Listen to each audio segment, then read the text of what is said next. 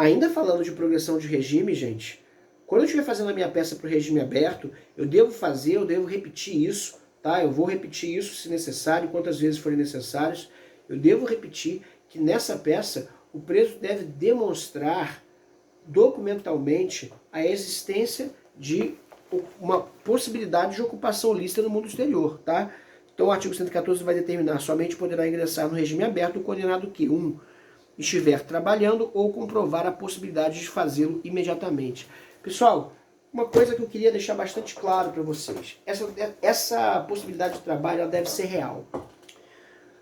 A advogada e o advogado que trabalham na seara criminal, eles estão submetidos ao constante crivo e à constante desconfiança de toda a sociedade. E é por essa razão mesmo que ele deve estar acima de qualquer suspeita. E a única forma de evitar qualquer suspeita é efetivamente trabalhando dentro da lei, dentro da ética, se revestindo com a moralidade em cada ato seu.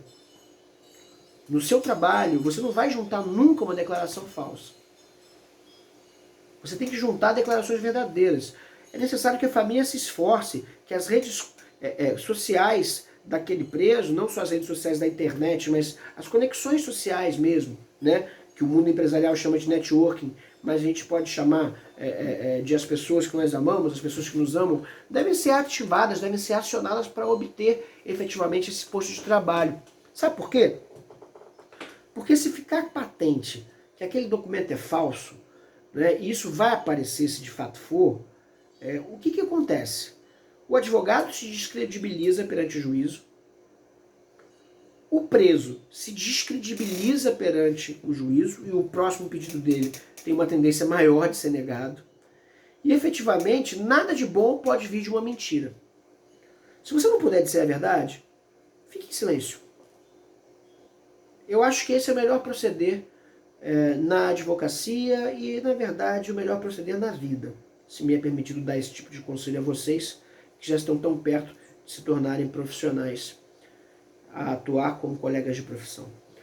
A verdade é que quando vocês estiverem bem documentados nesse sentido, todas as demonstrações que vocês fizerem serão levadas mais a sério.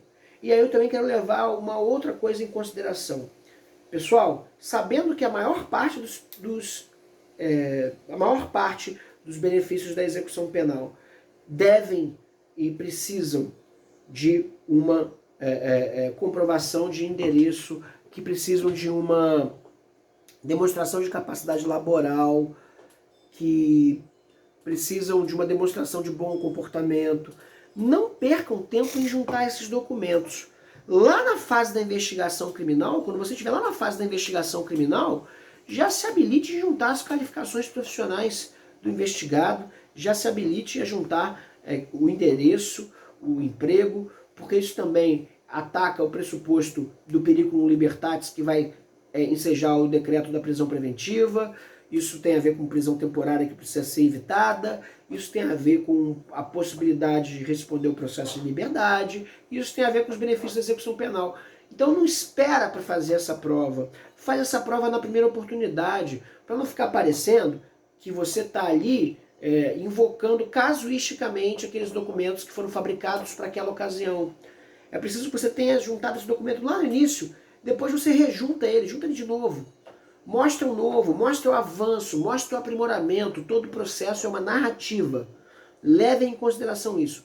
Todo o processo é uma narrativa, independente da natureza do processo. Ele é uma história que está sendo contada e, sobretudo, uma história que está sendo contada através de documentos. Então, vá juntando tudo. As declarações dele de frequência a culto religioso, a trabalho, a grupo esportivo, enfim, tudo aquilo que puder mostrar o melhor lado desse preso, o melhor lado desse réu, o melhor lado desse investigado. A gente tem que mostrar o melhor lado e tem que mostrar isso de forma convincente. Então, no seu pedido de progressão de regime, você vai fazer menção a esses documentos que você já juntou. Se não tiver juntado, vai juntar os documentos agora, não tem jeito, né? E na hora que você for fazer os fundamentos jurídicos desse pedido de progressão de regime, o que vai importar? Quando você estiver fazendo os fundamentos jurídicos do pedido de progressão de regime, você vai apontar, na verdade, os documentos que foram juntados. Você vai jogar muito severamente com jurisprudência, com súmula, com entendimentos e com doutrina. Porque, na verdade, a progressão de regime ela só tem um espaço para argumentação, que é o espaço da argumentação com relação aos requisitos subjetivos do apenado. Se ele tem merecimento ou não de progressão. E isso não é um dado objetivo, isso é subjetivo, daí que precisa trabalhar. Precisa trabalhar na discussão, na descrição, precisa buscar a jurisprudência para dizer que aquela prova é suficiente, e aí mencioná-la, e assim por diante. E agora a parte mais difícil. No pedido de progressão de regime, qual é efetivamente o pedido que eu vou fazer? Adivinhou? Eu vou pedir a concessão do benefício da progressão de regime e vou pedir que seja ouvido o Ministério Público. Na execução penal, esse é um tema para outro vídeo, mas na execução penal eu adianto a vocês, existe uma grande importância na bilateralidade dos atos. Ouvida a defesa, ouve-se o Ministério Público, ouvido o Ministério Público, ouve-se a defesa.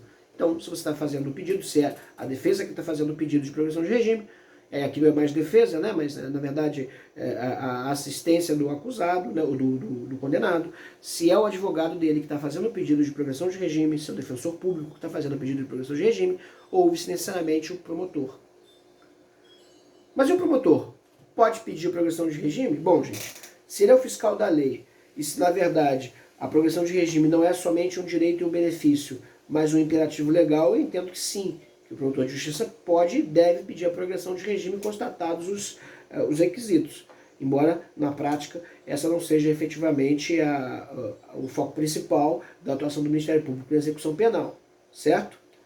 Bom, pessoal, com relação a essa peça processual, nós estamos tranquilos. Ela é endereçada a várias execuções penais, ela qualifica o apenado, ela qualifica o advogado, ela se chama pedido de progressão de regime, requerimento de progressão de regime, como você preferir.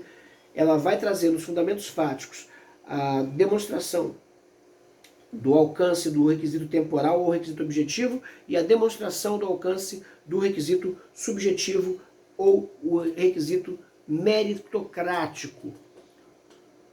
Na parte de falar dos direitos, eu vou falar sempre sobre doutrina, jurisprudência e todos aqueles elementos dos entendimentos jurisprudenciais e doutrinários que falem a respeito da aplicabilidade da progressão de regime para presos com aquelas características, certo? Por exemplo, que a frequência a grupo religioso demonstra o seu interesse em fazer parte de uma comunidade não relacionada ao crime, que efetivamente a sua frequência no trabalho demonstra grandemente e comprova que ele tem uma habilitação profissional, e assim sucessivamente. No pedido, vou pedir para ser ouvido o Ministério Público, vou pedir para ser concedido o benefício da progressão de regime. Beleza, pessoal? Muito obrigado pela atenção de vocês e até a próxima.